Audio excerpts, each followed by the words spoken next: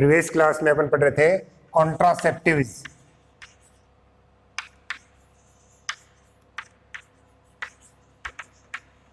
Contraceptives जिसमें अपने देखा नेचुरल मेथड, नेचुरल मेथड के बाद में बैरियर्स, बैरियर्स के बारे में ओरल कॉन्ट्रासेप्टिव्स, उसके बाद आईयूडीज, इम्प्लांट, ये सारा अपन पढ़ चुके।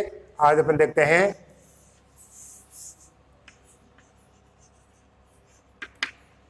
Surgical method. The surgical methods are also called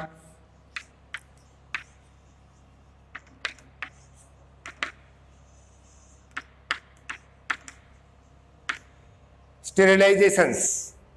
और स्टेरिलाइजेशन से वो जनरली उन मेल और फीमेल को एडवाइस किया जाता है जो परमानेंटली यानी एक अब कोई भी प्रेगनेंसी नहीं चाहते हैं, यानी स्थायी रूप से वो प्रेगनेंसी से बचना चाहते हैं। उस कंडीशन में सर्जिकल मेथड या स्टेरिलाइजेशन को एडवाइस किया जाता है, जिसमें जो स्टेरिलाइजेशन मेथड है इसमें मेल में जो है उसको कहा जाता है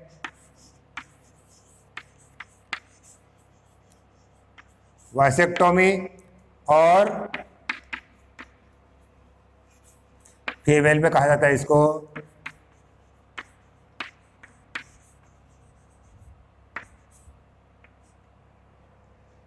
ट्यूबेक्टोमी। वासेक्टोमी में क्या होगा?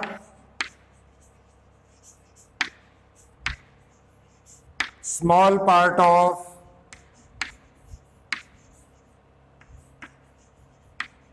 Difference, vast difference is removed or tied up by a small incision on abdomen, on scrotum। इसमें क्या किया जाता है? इसमें मेल के जो वास्ट डिफरेंस है, यानी जो शुक्र वाहिनी है, शुक्र वाहिनियों में कट लगा करके या तो शुक्र वाहिनियों के किसी एक पार्ट को रिमूव कर दिया जाता है या फिर उसमें रबर बैंड डाल करके उनको बांध दिया जाता है, जिससे कि क्या होगा कि इसमें जो स्पम्स है उनका ट्रांसपोर्टेशन है वो रुक जाता है। फीमेल में इस प्रोसेस को कहा जाता है ट्यूबेक्टोमी। ट्यूबेक्टोमी क्या होगा कि एब्डोमेन भाग पर एक छोटा सा छेद बनाकर, और उससे क्या कहता है कि जो फैलोपियन ट्यूब है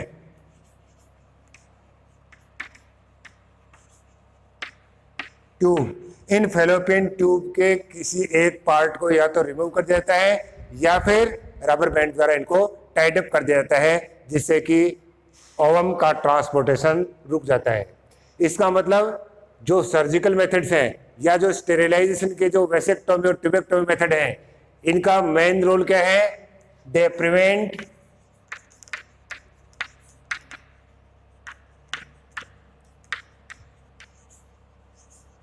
ट्रांसपोर्टेशन ऑफ गैमेट्स। ये गैमेट्स के ट्रांसपोर्टेशन को रोकते हैं। लेकिन ये किन के लिए एडवाइस किए जाते हैं? जो परमानेंटली प्रेगनेंसी से बचना चाहते हैं, उन्हीं के लिए ये मेथड को एडवाइस किए जाते हैं। ये मोर इफेक्टिव मेथड्स हैं, बट इनकी रिवर्सिबिलिटी है वो बहुत ही पुअर है, यानी इनकी रिवर्सिबिलिटी के चांस बहुत ही कम है। तो अपने देखे डिफरेंट टाइप के जो कॉन्ट्रासेप्टिव मेथड हैं, उनमें जो नेचुरल मेथड है, इनके अलावा सभी जो मेथड हैं उनके कुछ न कुछ साइड इफेक्ट जरूर होते हैं, जैसे एनोजिया यानी जी बचलाना, abdominal pain, irregular menstrual cycle, है ना। तो इस तरह के कुछ न कुछ इनके साइड इफेक्ट्स हैं जो यानी एडवर्स इफेक्ट हैं। वो सभी तरह के कॉन्ट्रासेप्टिव के कुछ न कुछ साइड इफेक्ट्स हैं। तो ये तो थे contraceptive methods.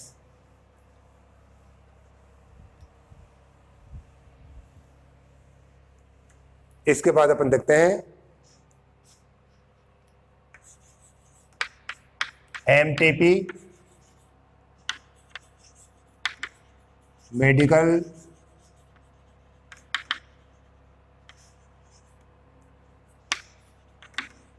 Termination of pregnancy, यानी voluntary termination of pregnancy before the full term is called MTP, यानी फिटस के फुल्ली डेवलप होने से पहले ही जानबूझकर जो मेडिकल टर्मिनेशन किया जाता है प्रेगनेंसी का, उसको बोलते हैं इंड्यूस एबॉर्शन और इंड्यूस एमटीपी, है ना, मेडिकल टर्मिनेशन ऑफ प्रेगनेंसी, या फिर इसको बोल सकते हैं एबॉर्शन, अबॉर्शन। नेक्स्ट, वर्ल्ड में पर ईयर लगभग 45 टू 50 मिलियंस एमटीपी की जाती हैं। The MTP also helps in decrease the population.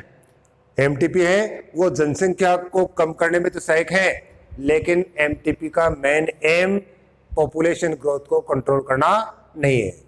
अब एमटीपी है वो डिफरेंट कंट्रीज के अंदर एक डिबेट का विषय है कि इसको लीगलाइज किया जाए या लीगलाइज नहीं किया जाए, क्योंकि इसमें बहुत सारे जैसे सोशल इश्यूज है, इमोशनल इश्यूज है, कुछ रिलीजियस इश्यूज हैं। इस कारण से विभिन्न कंट्रीज में ये एक डिबेट का विषय है कि एमटीपी को लीगलाइज किया जाए या इसे लीगलाइज नहीं किया जाए। इंडियन गवर्नमेंट ने 1971 में कुछ स्ट्रिक्ट कंडीशंस के साथ 1971 में कुछ स्ट्रिक्ट कंडीशंस के साथ एमटीपी को लीगलाइज किया गया है। वो स्ट्रिक्ट कंडीशंस क्या हो सकती हैं, जिसमें जैसे by avoid misuse of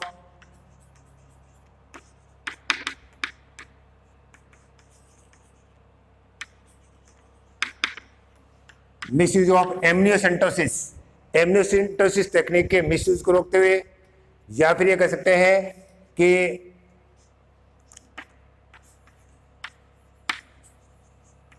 failure of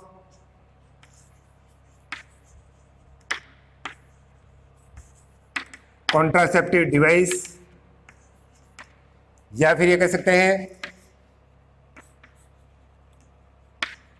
rape जैसी घटनाएं, या फिर ये कह सकते हैं कि अनप्रोटेक्टेड इंटरकोर्स, यानी जो कॉन्ट्रासेप्टिव के डिवाइस के फेलियर होने के कारण से, या फिर रेप जैसे केसेस के कारण से प्रेगनेंसी हो, या फिर ये कह सकते हैं कि अनप्रोटेक्टेड सेक्सुअल इंटरकोर्स के कारण से प्रेगनेंसी हो, या फिर ऐसी कंडीशन हो कि जो डेवलपिंग फिटस है उसमें कोई जेनेटिक डिसऑर्डर हो, या फिटस के कारण से मदर या फिटस या दोनों के ही लाइफ के लिए वो डेंजरस हो।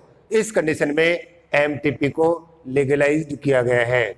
लेकिन एमटीपी कब की जानी चाहिए? MTP is safe during the first trimester. First trimester में की गई एमटीपी को सेफ माना गया है। इसके बाद में इसके बहुत सारे एडवर्स इफेक्ट हो सकते हैं। इसके साथ साथ एमटीपी किसी एक्सपर्ट डॉक्टर से सलाह के द्वारा ही किया जाना चाहिए, और इसमें फर्स्ट ट्राइमेस्टर के दौरान की गई एमटीपी ही सेफ है। ध्यान रखोगे कि एमटीपी को कौन सी कंडीशन में लीगलाइज माना गया है।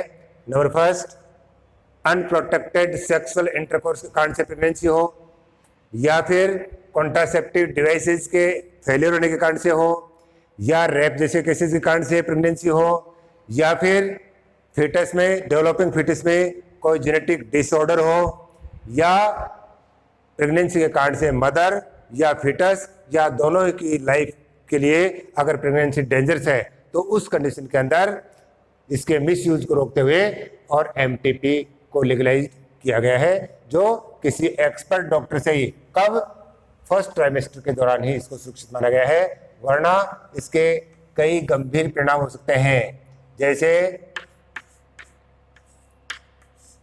PID, pelvic inflammatory disease,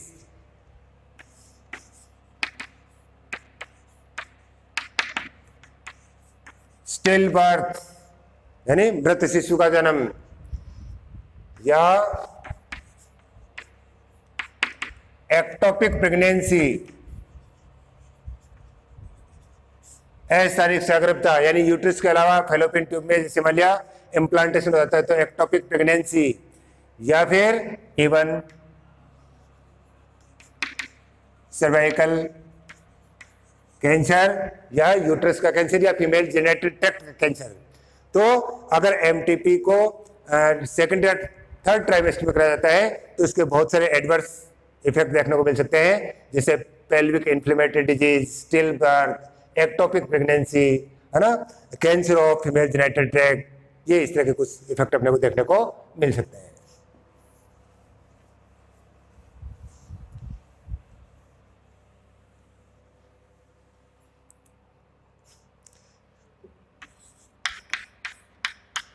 STDs, sexual transmitted disease या VD,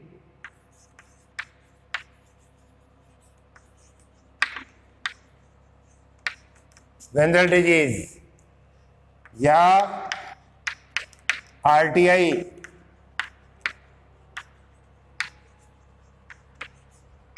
reproductive tract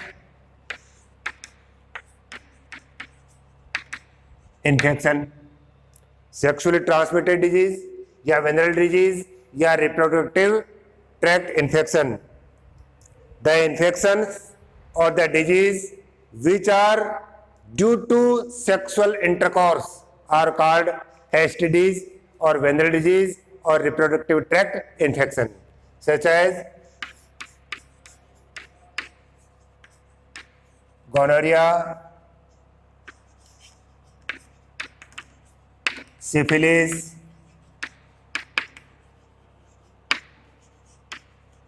genital wart,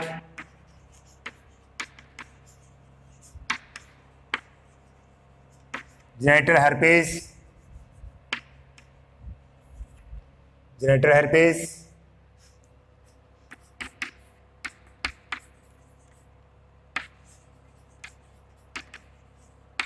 trichomoniasis,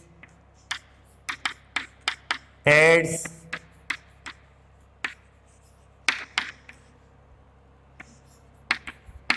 hepatitis B etcetera. Different type के एसटीडी जैसे gonorrhoea, syphilis, genital warts, genital herpes, trichomoniasis, AIDS, hepatitis B. Out of them AIDS and hepatitis B may also caused by sharing of injection needle with infected person,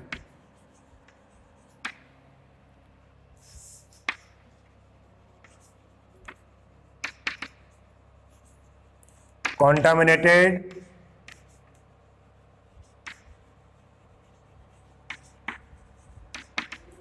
transfusion, संदूषित blood को ग्रहण करने पर, from infected mother to child, और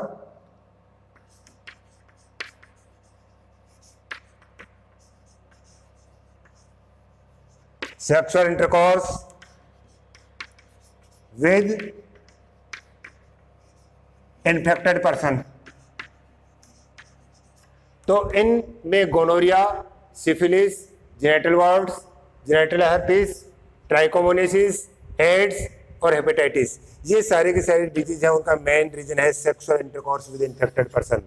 लेकिन इसके अलावा ads और हेपेटाइटिस के अन्य कारण भी हो सकते हैं, जैसे इन्फेक्टेड पर्सन के साथ इंजेक्शन नीडल की शेयरिंग करने पर, या फिर कॉन्टामिनेटेड ब्लड ग्रहण करने पर, या फ्रॉम इन्फेक्टेड मदर से उसके डेवलपिंग फिटस में या चाइल्ड के अंदर। Next,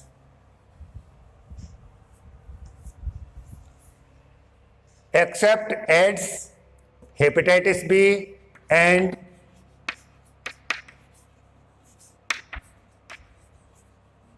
and genital herpes except AIDS, hepatitis B and genital herpes. All the sexual disease are completely curable when they are detected in early stage. यानी ads, hepatitis B और genital herpes के अलावा सारे के सारे जो सेक्सुअली ट्रांसमिटेड डिजीज हैं ये कंप्लीटली क्योरेबल है। कब? अगर इनको अर्ली डिटेक्ट कर लिया जाए उस कंडीशन के अंदर। But the early symptoms of this disease are minor, लेकिन इनके जो अर्ली सिम्टम्स होते हैं वो हल्के फुल्के लक्षण होते हैं, जैसे एचिंग,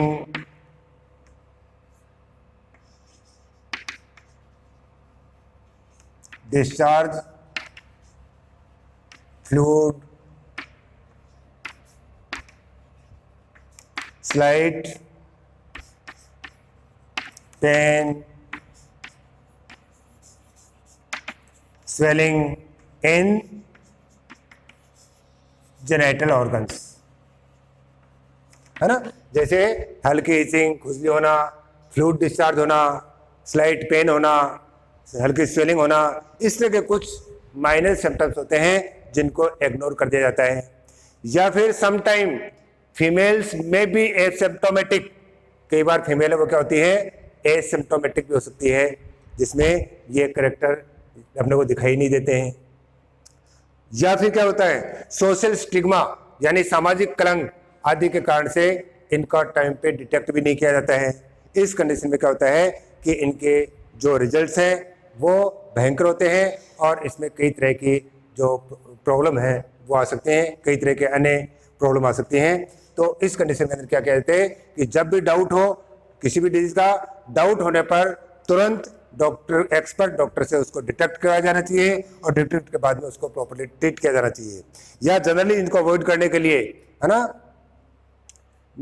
मल्टीपल सेक्सुअल इंटरकोर्स या अननोन पर्सन के साथ सेक्सुअल इंटरकोर्स से बचना चाहिए, या फिर सेक्सुअल इंटरकोर्स के टाइम पे कंडोम आदि का यूज किया जाना चाहिए, और जो निडल आदि की शेयरिंग है इससे बचा जाना चाहिए। तो ये है सेक्सुअली ट्रांसमिटेड डिजीज, जिनमें एड्स, हेपेटाइटिस बी और जेनेटल हर्पिस के अलावा सारी की सारी डिजीज है वो क्या है, क्योरेबल है। कब? लेकिन इनको अर्ली स्टेज पर डिटेक्ट कर लिया जाए। बट जो अर्ली जो सिम्टम्स हैं वो बहुत ही माइनर सिम्टम है, तो इन और ध्यान भी नहीं दिया जाता। दूसरा और सोशल स्टिग्मा, सामाजिक कलंक आदि के कारण से इनको समय पर डिटेक्ट नहीं किया जा सकता है, जिनके कुछ भयंकर परिणाम हो सकते हैं। अब इसका लास्ट टॉपिक है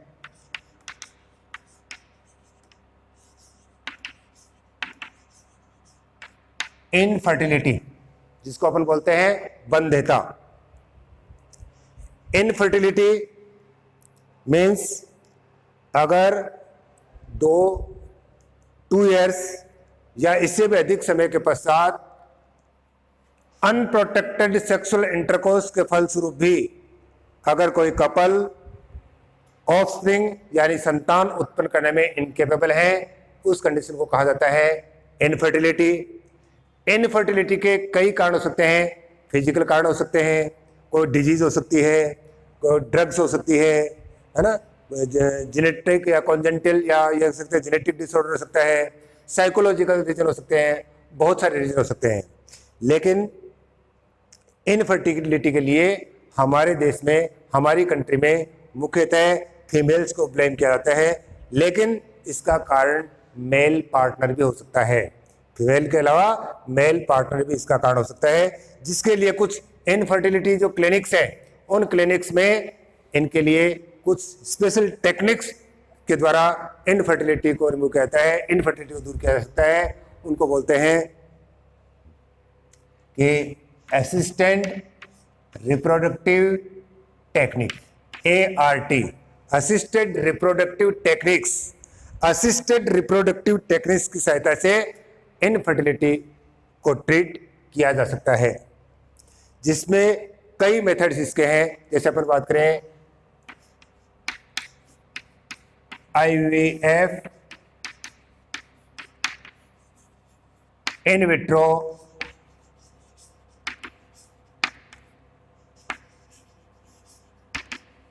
इन विट्रो फर्टिलाइजेशन। इसमें ये कह सकते हैं fertilization on outside of the female body.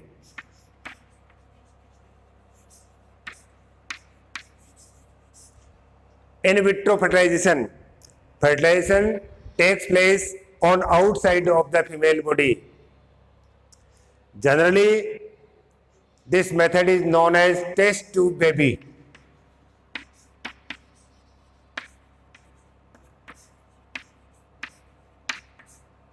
This method is known as test tube baby. Test tube baby में क्या होगा? Ovum from wife or a donor female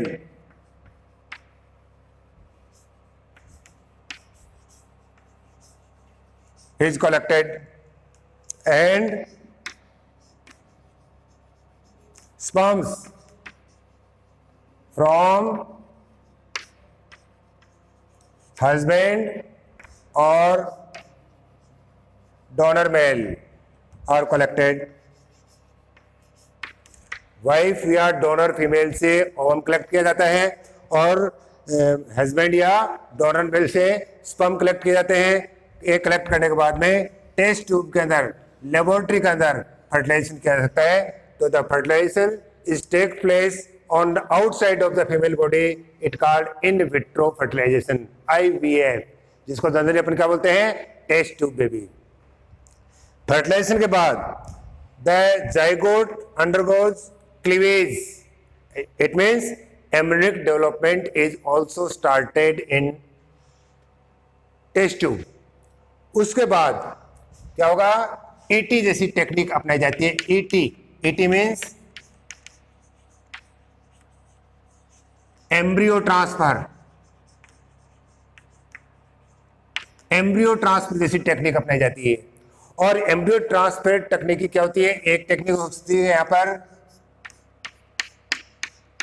zygote intrafallopian transfer, ZIFT, when the blastomere,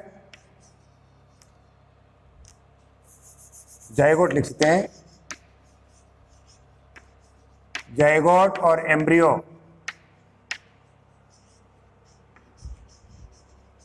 up to 8 blastomere,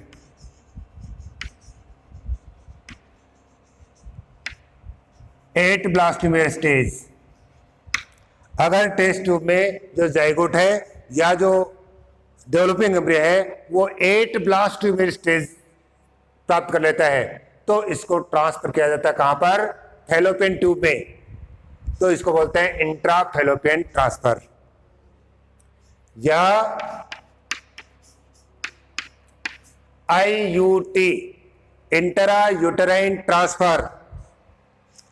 अगर यहां पर जो developing embryo या zygote है वो मोर देन 8 ब्लास्टोमियर स्टेज को प्राप्त कर लेता है तो इसको डायरेक्ट ट्रांसफर किया जाता है कहां पर? यूटरस में। इसको बोलते हैं इंट्रा यूटेराइन ट्रांसफर। तो देखो यहां पर एक बार इसको दोबारा देखते हैं IVF को। ये इंपॉर्टेंट पार्ट है थोड़ा सा।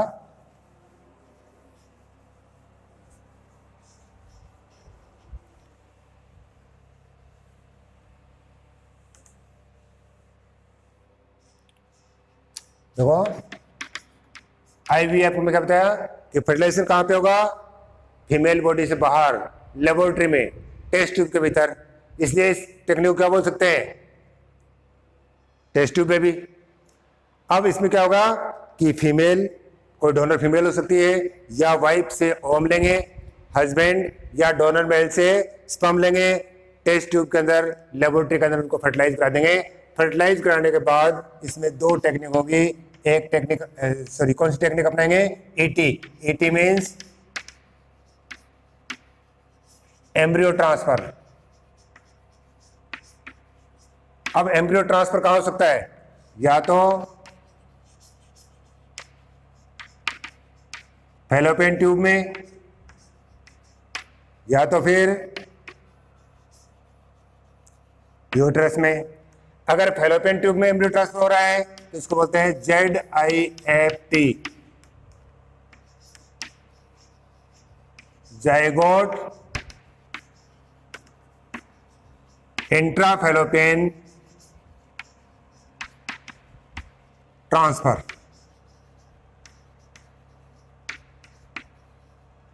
कब?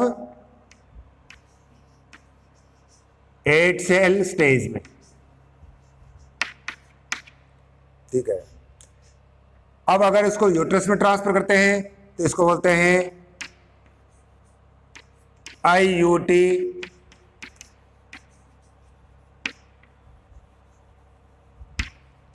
Intra uterine transfer. कब? जब एम्ब्रियो मोर देन 8 ब्लास्टोमेयर।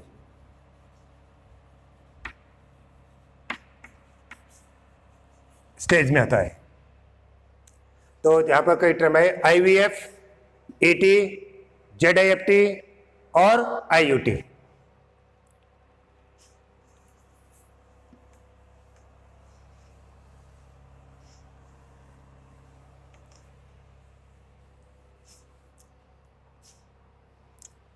दूसरा है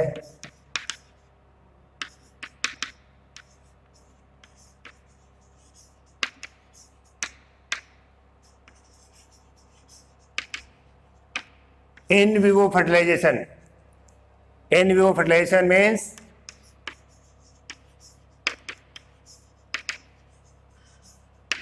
फर्टिलाइजेशन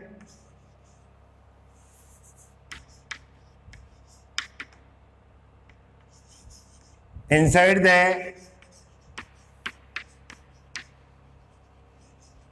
फीमेल बॉडी। फर्टिलाइजेशन कहां पे होगा? फीमेल बॉडी के भीतर होगा। अब इसमें कई कंडीशन हो सकती हैं, जैसे एक कंडीशन लेते हैं अपन GIFT,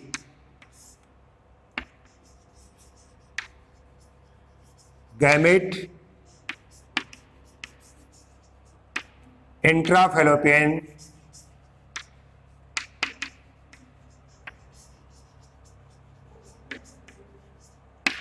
गैमेट इंट्राफैलोपियन ट्रांसफर। ये जो टेक्निक है, ये टेक्निक कब एडवाइज की जाती है? कि when the female is incapable to produce ovum but provide suitable environment for fertilization and embryonic development. यदि कोई फीमेल ओवा प्रोड्यूस करने में इनकेपेबल है, लेकिन वो फर्टिलाइजेशन और एम्ब्रियोनिक डेवलपमेंट के लिए सुटेबल एनवायरनमेंट प्रोवाइड कर सकती है, उस कंडीशन के अंदर अपनाई जाती है GIFT। उसमें क्या होगा? किसी डोनर फीमेल से प्राप्त करेंगे ओवम, और उस ओवम को अपन ट्रांसफर कर देंगे कहां पर? फीमेल के फैलोपियन ट्यूब में, जहां पर इसका नेचुरल फर्टिलाइजेशन हो सकता है और आर्टिफिशियल फर्टिलाइजेशन भी हो सकता है। यहां पर एक टेक्निक आती है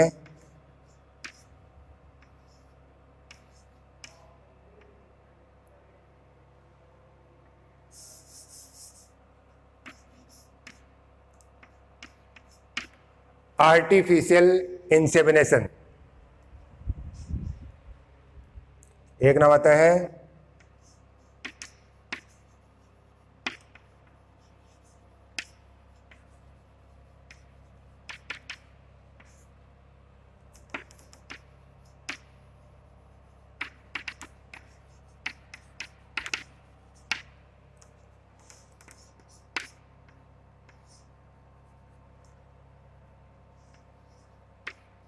ICSI,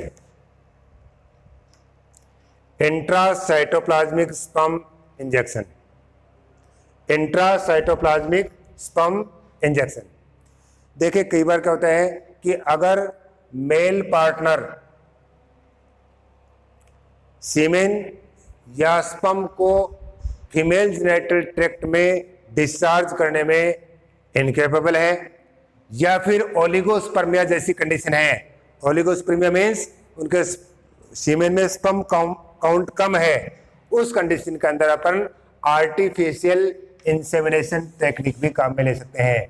आर्टिफिशियल इंसेमिनेशन टेक्निक का मतलब क्या हुआ कि उस मेल के या डोनर मेल के स्पर्म लेकर उनको डायरेक्ट अपन फीमेल के वजाइना या फीमेल के यूटरस में ट्रांसफर करवा सकते हैं, है ना। डायरेक्ट स्पर्म को यूटरस में ट्रांसफर करा सकते हैं आर्टिफिशियल टेक्निक, या फिर माइक्रो इंजेक्शन के द्वारा स्पर्म को सीधे अपन इंजेक्ट करा सकते हैं। कहाँ पर?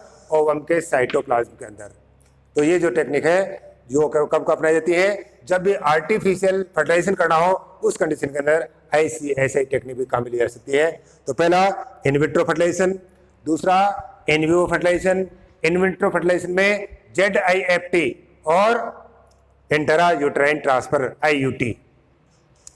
GIFT technique in vivo fertilization female body में, जैसे GIFT में फीमेल ओवा प्रोड्यूस करने में इनकेपेबल है, लेकिन फर्टिलाइजेशन और एम्ब्रियोनिक डेवलपमेंट के लिए सूटेबल है। उस कंडीशन के अंदर डोनर फीमेल से स्पर्म, डोनर फीमेल से ओवम लेकर के उस फीमेल की फैलोपियन ट्यूब में ट्रांसफर करा दिया जाता है। आर्टिफिशियल इंसेमिनेशन, अगर मेल पार्टनर के सीमेन में स्पर्म की काउंट कम है या फिर ये सीमेन एजुकुलेट करने में इनकेपेबल है, उस कंडीशन के अंदर आर्टिफिशियल इंसेमिनेशन टेक्निक अपनाई जाती है, जिसमें हस्बैंड या किसी डोनर मेल से सीमेन लेकर के डायरेक्ट फीमेल के वेजाइना या यूट्रस में इंसेमिनेट करा दिया जाता है। ICSI इंट्रासाइटोप्लाज्मिक स्पर्म इंजेक्शन, इस कंडीशन में माइक्रो इंजेक्शन के द्वारा स्पर्म को डायरेक्ट इंटर करा दिया जाता है। कहां पर? ओवम के अंदर। अब देखिए ये टेक्निक है, लेकिन ये टेक्निक एक तो बहुत महंगी है, इनमें बहुत सावधानी रखने की जरूरत है, इनके साथ कुछ सामाजिक, कुछ इमोशनल, है ना, कुछ रिलीजियस या धार्मिक इश्यूज भी जुड़े हुए हैं। इसलिए और साथ में ये जो फैसिलिटीज हैं वो कुछ बड़ी कंट्रीज में अवेलेबल है, बहुत ही महंगी हैं। इसलिए इन कंट्रीज के बला ये देखा जाना चाहिए कि जो एक तरह से अनाथ बच्चे हैं, उन अनाथ बच्चों को लेकर उनका पालन पोषण किया जाना चाहिए, जिससे कि दोनों समस्याएं हल हो सकती हैं। तो ये जो अपना चैप्टर था कौन सा? रिप्रोडक्टिव हेल्थ, जिसमें अपन ने देखा कि पहले रिप्रोडक्टिव हेल्थ क्या है। रिप्रोडक्टिव हेल्थ के अंदर सबसे पहले फैमिली प्लानिंग 1951 में स्टार्ट किया गया। उसके बाद में उस प्रोग्राम को RCH के नाम से चलाया गया, और RCH में बहुत सारे गवर्नमेंट और नॉन गवर्नमेंट ऑर्गेनाइजेशंस के द्वारा लोगों में रिप्रोडक्टिव हेल्थ में अवेयरनेस लाने के लिए कई तरह के प्रोग्राम्स चलाए जा रहे हैं, जिनको आपने बताया। इसके बाद में अपन ने देखे कि एक आइडियल कॉन्ट्रासेप्टिव कि क्या हो सकता है, पॉपुलेशन एक्सप्लोजन को रोकने के लिए कॉन्ट्रासेप्टिव्स मिलेंगे, और एक आइडियल कॉन्ट्रासेप्टिव क्या हो सकता है, और कॉन्ट्रासेप्टिव्स के क्या क्या मेथड हो सकते हैं। नेचुरल मेथड में कौन कौन से हैं? Periodic abstinence, withdrawal, lactational amenorrhea. उसके बाद में बताया आपको बैरियर्स में कंडोम्स जो मेल और फीमेल दोनों के लिए है। इसके अलावा फीमेल्स के लिए डायफ्राम, सर्वाइकल कैप, वॉल्ट्स। फिर बताया ओरल कॉन्ट्रासेप्टिव में पिल्स जो मेंस्ट्रुअल साइकिल के फर्स्ट डे से लेकर के 21वें दिन तक, और इनमें क्या है? प्रोजेस्टेरोन या एस्ट्रोजन प्रोजेस्टेरोन का कॉम्बिनेशन जो ओव्यूलेशन को रोक देता है। इसके बाद बताया था आपको एक नॉन स्टेरॉइड सहेली पिल जो central drug research institute Lucknow के द्वारा तैयार की गई है। ये मोर इफेक्टिव है, लेस साइड इफेक्ट्स हैं। इंट्रा यूट्राइन डिवाइसेज जिनमें बताया आपको 3 तरह के हैं। नॉन मेडिकेटेड जिसमें लिपेस लूब, कॉपर रिलीजिंग जिसमें कॉपर टी, कॉपर 7, मल्टीलोड 375, ये कॉपर आयन रिलीज करते हैं जो स्पर्म्स की मोटिलिटी को कम करके और फर्टिलाइजेशन को रोक देते हैं। हार्मोन रिलीजिंग आयोडीज जैसे प्रोजेस्टासर्ट, LNG-20, ये हार्मोन रिलीज करते हैं जो कि यूट्रस की वॉल को इम्प्लांटेशन के लिए अनसूटेबल बना देते हैं और सर्विक्स को में स्पर्म्स के प्रवेश को रोक देते हैं, यानी सर्विक्स है वो स्पर्म्स को होस्टाइल कर देता है। इसके अलावा आपने देखा कि सर्जिकल इम्प्लांट में भी क्या होगा, वही प्रोजेस्टाजन या प्रोजेस्टाजन एस्ट्रोजन के कॉम्बिनेशन को स्किन के नीचे इम्प्लांट कर दिया जाता है, जो लंबे समय तक इफेक्टिव होता है। इमरजेंसी कॉन्ट्रासेप्टिव के रूप में भी इसको काम में ले सकते हैं, जो इंटरकोर्स के 72 आवर्स के बाद भी इसको इमरजेंसी के रूप में काम में लिया जा सकता है। इसके अलावा सर्जिकल मेथड, जिनको स्टेरिलाइजेशन बोलते हैं, मेल में फेलोपियन ट्यूब को रिमूव कर दिया जाता है, एक पार्ट को, या फिर टाइट कर दिया जाता है, वैसेक्टोमी। फीमेल में फेलोपियन ट्यूब के एक पार्ट को रिमूव कर दिया जाता है या फिर टाइट कर दिया जाता है, ट्यूबेक्टोमी। तो वैसेक्टोमी और ट्यूबेक्टोमी तो टर्मिनल मेथड है, अंतिम मेथड है, यानी जब परमानेंटली प्रेगनेंसी से बचना हो उस कंडीशन के अंदर अपनाए जाते हैं। ये मोर इफेक्टिव है, लेकिन इसके रिवर्सिबिलिटी है वो बहुत ही पुअर है। इसके बाद में देखा अपने MTP, medical termination of pregnancy, Bharat में लीगलाइज्ड है 1971 से, लेकिन कुछ स्ट्रिक्ट कंडीशंस के साथ, जो कंडीशन भी आपको बताएंगे कौन सी कंडीशन हो सकती है और कब सेफ है। फर्स्ट ट्राइमेस्टर में सेफ है।